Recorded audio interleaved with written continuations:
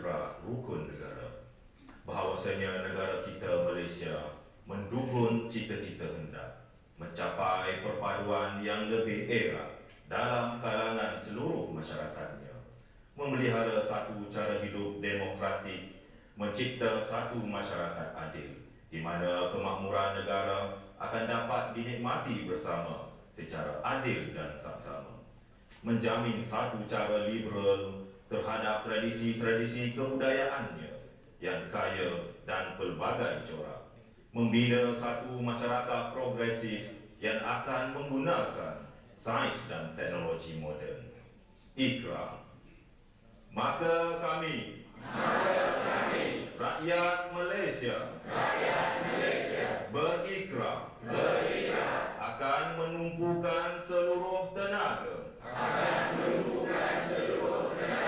dan usaha kami untuk mencapai cita-cita tersebut, berdasarkan atas prinsip-prinsip yang berikut. Kepercayaan kepada Tuhan, kesetiaan kepada Raja dan Negara, keluhuran perlembagaan, kedaulatan undang-undang, kesopanan dan kesusilaan. Terima kasih. Assalamualaikum dan salam sejahtera. Setiausaha Setiausaha Bahagian, Ketua-Ketua Pusat dan Unit, serta tuan-tuan dan puan-puan Warga Mosti yang dihormati sekalian. Untuk makluman hadirin, sesi sembah santai ini akan diadakan secara berkala sepanjang tahun 2026. Ini adalah selaras dengan garis panduan pembudayaan keseronokan bekerja serta menggalakkan perkongsian ilmu antara warga Mosti.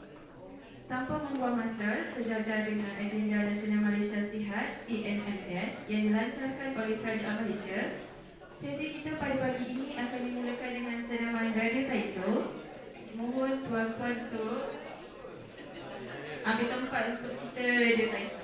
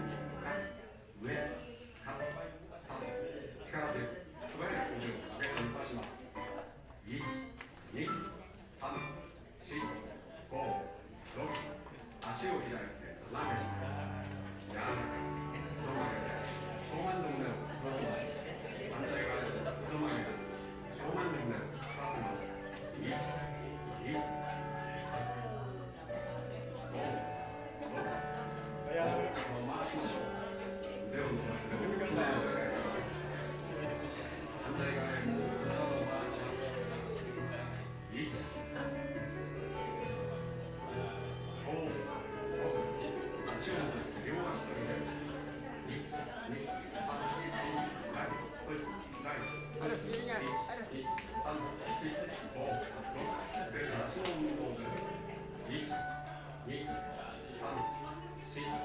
腕の振りと足の曲げ下ろしに合わせて呼吸を整えます。深呼吸です。深く息を吸って吐きます。5、6、7、繰り返しましょう。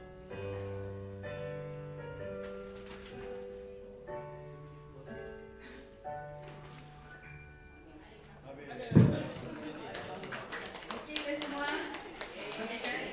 Untuk makluman tuan-tuan dan puan-puan, yang dalam tadi tu, video tadi tu, pelajar latihan industri daripada bahagian kewangan dan juga bahagian antarabangsa.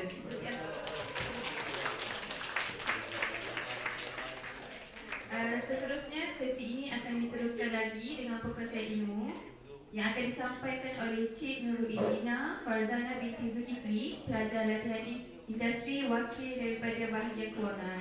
Kita silakan.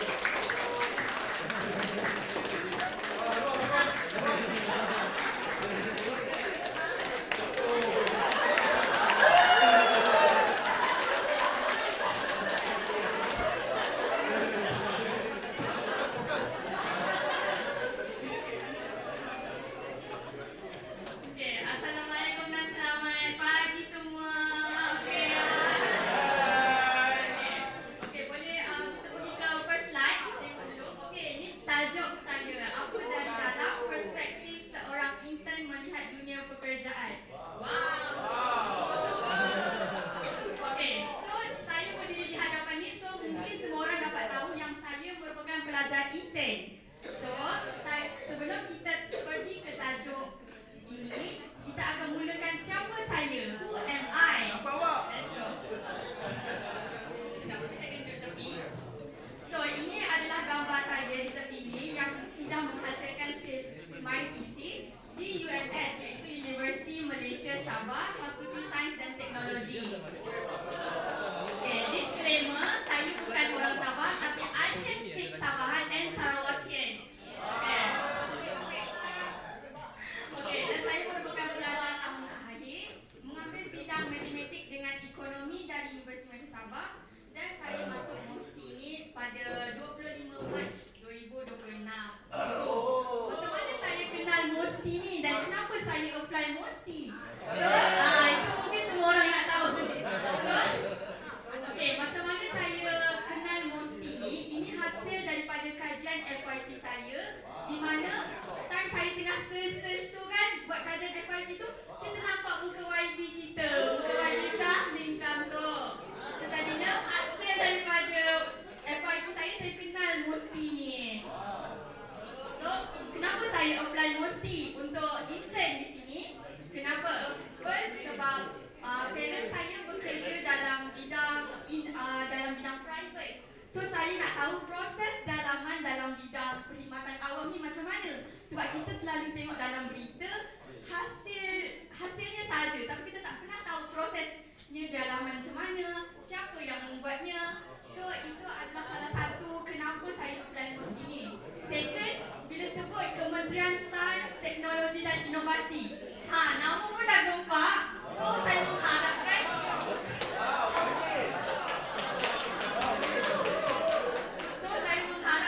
mungkin nampaklah robot-robot buat kerja ke dalam pekerjaan ni. Contoh, kita tak perlu print. Robot yang print kan. Mana saya tahu saya nampak benda tu kat sini ke apa. Nama pun Kementerian Sains Teknologi. Tapi mungkin macam mungkinlah saya tak nampak sangat dekat sini. Mostly macam maybe saya nampak dalam 20% teknologi dan inovasi yang dihasilkan. So, hasil inovasi tu mungkin saya nampak dari my STI. Okay. So, saya ditempatkan di bahagian kewangan. Bahagian kewangan terbahagi kepada 3 section dan saya ditempatkan di bawah section perolehan. Okey, mana orang dalam tim section perolehan?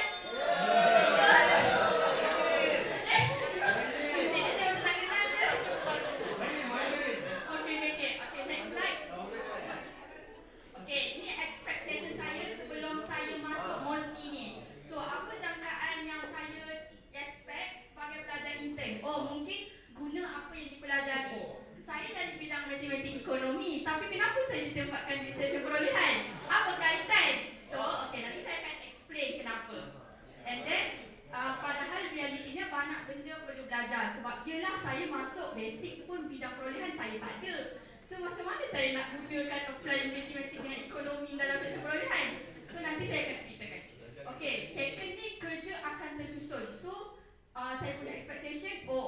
dapat task, siapkan, settle. Tapi sebenarnya situasi sebenar tidak selalu sempurna. Oh, mungkin last minute kita akan dapat feedback. Oh, kena tukar ni sentiasa. So, next, perlu tahu apa yang dibuat. Tapi tak sebenarnya kita perlu tahu apa yang kita buat. Tapi kita perlu bertanya dan menyesuaikan diri. Sama macam kita dekat sekolah ataupun universiti. Sama juga dalam bidang pekerjaan ni, apa yang saya belajar. Kita sentiasa kena learn. Sama lah macam Cik Mahathir pernah bercakap kan, kita sentiasa kena menimba ilmu dekat mana-mana. Sebab ilmu ni kita sentiasa terbatas. Kita ni mudah alpa. So jadinya kita perlu tanya. Okay, next slide. Okay, melihat dunia pekerjaan dari dekat. So, from seeing the outcome, understanding the process. So, selalu saya tengok berita kan, hasil-hasil kementerian macam mana. So jadinya, apa proses dekat belakang ni? So saya nak tahulah apa macam mana. Contoh perolehan perkhidmatan yang disediakan oleh kerajaan. So macam mana proses hasil iklan, proses tender macam mana. So jadinya saya belajar proses-proses tu sendiri. So second, from receiving information, understanding the people behind it. So contoh saya terima maklumat, tapi siapa yang membuat maklumat tu? Siapa yang hasilkan maklumat tu? So saya rasa kita perlu hargai orang yang di belakang. Mungkin kita selalu nampak hasil-hasilnya saja. So from completing a task, understanding its purpose. So bagi saya, selain kita nak hasilkan benda yang menarik dan cantik dipandang oleh orang, apa tujuan kita buat benda tu? Kita mesti ada tujuan kenapa kita hasilkan benda tu. Mostly semua task pun ada purpose dia sendiri. So apa yang saya nampak dunia pekerjaan dari dekat ni, apa yang saya nampak nilai-nilai yang kita boleh tengok adalah kerjasama. Contoh saya diletakkan di section perolehan. So siapa yang buat dokumentasi semua ni, and then siapa yang luluskan. So saya rasa hasil kerjasama tu amat perlu dititik beratkan. Kalau tidak, dia takkan terjadi, dia takkan selesai, kita takkan nampak. And then secondly is proses. Proses, contoh apa yang saya belajar adalah dari proses perolehan tu macam mana, daripada atas sampai akhir. Sama jugalah, mungkin saya tak nampak lagi sebab saya tak duduk dalam section belanjawan, saya tak duduk dalam SPP macam mana. Tapi mungkin semua tu ada proses awal dan akhirnya. Dan the third one is tanggungjawab.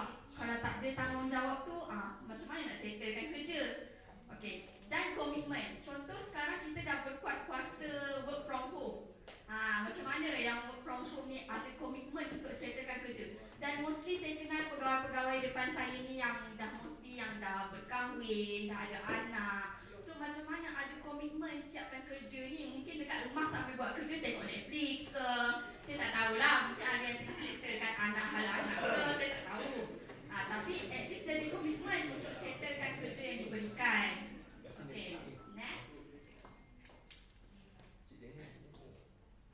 Okay, ni apa yang saya pelajari sepanjang berada di organisasi. Antaranya adalah tanggungjawab. So, apa yang saya, task yang diperoleh oleh saya ialah saya harus melaksanakan dashboard melalui Power BI.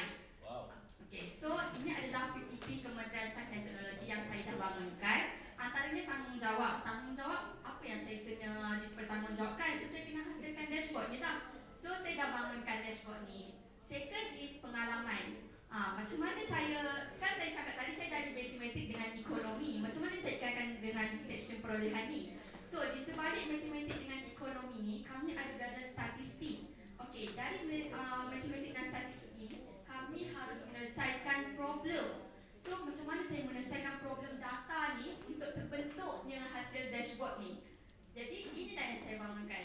So dari segi pertimbangan, so semua orang mungkin akan nampak dashboard ni menarik, cantik, tapi apa tujuannya? Macam mana saya nak kaitkan dengan apa yang nak dilihat oleh pengguna? So dari segi professionalism, macam mana? Dari segi masa yang diperuntukkan, macam mana saya nak buat benda ni. So dari segi hasil-hasil tu lah. Okay, next slide. Ni my 6 month journey. Sekejap, saya duduk tepi kejap. Okay. Ni hasil yang apa yang saya dipelajari, apa yang saya boleh belajar, apa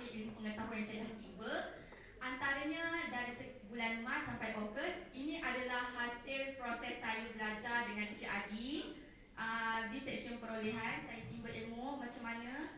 Okay, next is rupanya ini bagi saya interesting. Sebab apa? Saya fikir universiti sahaja yang ada kelab sukan. Rupanya bahagian kewangan pun ada kelab sukan. Iaitu kelab wahala. Okay. Next. Ini adalah gambar saya menghadiri kursus PPT. Okey, lepas tu ini gambar saya membentang dashboard semasa kursus PPT. Thanks to Encik Ali yang bagi saya kebenaran untuk membentang. Next is ni waktu muka saya tengah disoal oleh Encik Oli. Siapa yang ingatlah muka saya tadi tu. So, waktu sesi memang santai. Ni gambar pertandingan bowling yang dianjurkan oleh kelab wahala. So, saya rasa dari situ saya dapat merapatkan ukuah. Dari situ saya nampak merapatkan ukuah antara bahagian. And then, ni adalah waktu majlis perhimpunan bulanan yang dianjurkan oleh bahagian kewangan. Ni mungkin orang tak nampak saya lah, tapi saya ada kat sini. Saya ada kat sini tahu. Saya jadi usher je. Okey, ni adalah pembentangan saya bersama SUB iaitu Encik Ruhairi. Pembentangan dashboard. Banyak jugalah yang saya kena komplain. Inilah hasil orang-orang yang di belakang semasa saya melakukan video radio Taiso. Ada tak Encik Muiz kat sini? Encik Muiz lah yang jadi demo saya. Belakang. Banyak lagi gambar yang saya tak masukkan. Ini adalah hasil-hasil yang saya letak serta-serta gambar sahaja. Okey, next slide. Okey, 6 bulan dalam satu timeline. So kalau kita tengok gambar tadi dalam 6 month journey saya, macam mana saya observe. First saya masuk mestilah saya observe dulu. Oh, macam ni organisasi ni macam ni. Okey, bahagian kewangan ada section-section ni. Oh, apa kerja-kerja bidang diorang? Oh, saya ditempatkan di sini. Apa saya kena buat? Okey, saya kenal dulu observe. And then I learn. I learn tu maksudnya gambar yang saya boleh kaitkan dengan Encik Ali tadi. Saya belajar proses section perolehan ni macam mana. So, and then I explore. I explore and apply ni saya boleh gabungkan sebab saya dapat task buat PPT tu. So, macam mana saya nak kaitkan PPT tu dengan apa yang saya belajar? So, saya explore menggunakan PowerPoint and then I apply in my dashboard. And then I improve selepas saya dapat feedback daripada saya punya para pegawai, dari section perolehan, daripada SUB. So, jadinya saya improve benda tu, dashboard saya tu. And then I adapt to the situation. Macam mana saya adapt to the situation? Contohnya macam pertandingan bowling yang dianjurkan tadi, kelab-kelab sukan yang apa yang dah dianjurkan. Macam itulah saya masuk dengan situasi kerja dalam ni. Sebab saya Gen Z, yang depan saya ni mostly Gen millennial. Macam mana saya nak masuk dalam diorang punya umur ni? Tapi saya nampak bila saya dah masuk dengan mereka-mereka semua ni, saya tak nampak perbezaan umur yang ketara. So, jadi saya boleh masuk dengan bahagian kewangan ni. Pujian kan? Pujian tu komplimen.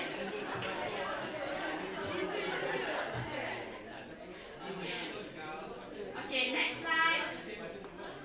Dan terima kasih. Terima kasih kepada bahagian kewangan lah. So, basically saya nak mengambil peluang untuk berterima kasih kepada bahagian kewangan yang memberi saya peluang untuk saya intern. Kejap. Okey, maafkan saya. Terima kasihlah kepada bahagian kewangan yang memberi peluang kepada saya intern dan saya dapat menerima ilmu dekat sini. So, terima kasih.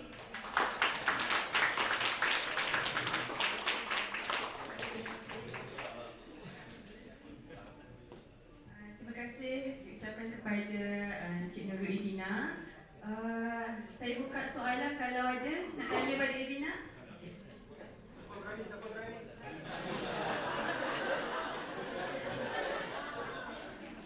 Assalamualaikum. Dina ya. Okey, saya Masuri dari bahagian pembangunan. Siapa paksa awak berdiri kat sini ni? Sudi ya? Tidak, mula-mula pada mulanya Encik Ali menawarkan saya nak tak buat sesi jemaah santai. Lepas tu saya fikir punya lama. Lala saya sendiri nak tawarkan diri, saya nak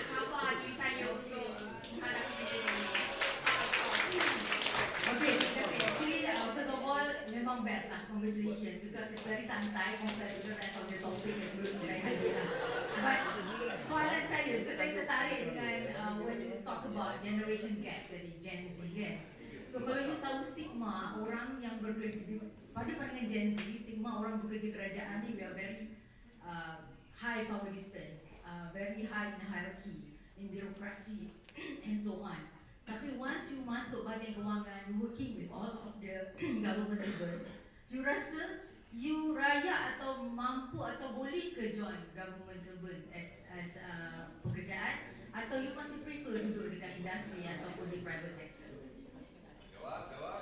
So saya rasa mungkin saya mungkin tak layak untuk bercakap benda ni, tetapi yelah mungkin dari intern ni saya ada 6 bulan pengalaman. So apa yang saya nampak yelah kita nampak hierarki semua tu, tapi saya rasa mungkin kalau saya masuk saya boleh cabar diri saya untuk melayakkan dekat semua organisasi ni. So jadinya itu cabaran saya lah, bagi saya cabaran. I think that's right. Ada lagi ke soalan nak tanya kepada adik kita? Ada ke soalan-soalan? Tak ada dah?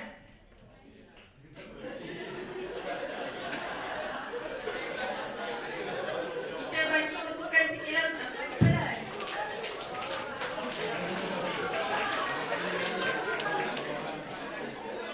Terlebih dahulu terima kasih. First time intern apa bagi tema santai kan. Okey, satu je nak tanya, saya dah pengalaman 6 bulan dekat Musti. Agak-agak nak offer ke kat kawan-kawan lain datang ke Musti untuk buat apa intern, especially bagi kewangan lah. Saya dapat ada SUV-nya kan.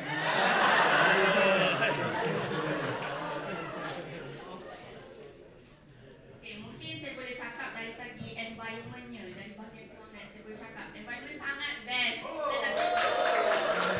Saya boleh cakap semua boleh terima saya intern di sana. Tak ada lagi yang saya tengok bermasam muka dengan saya.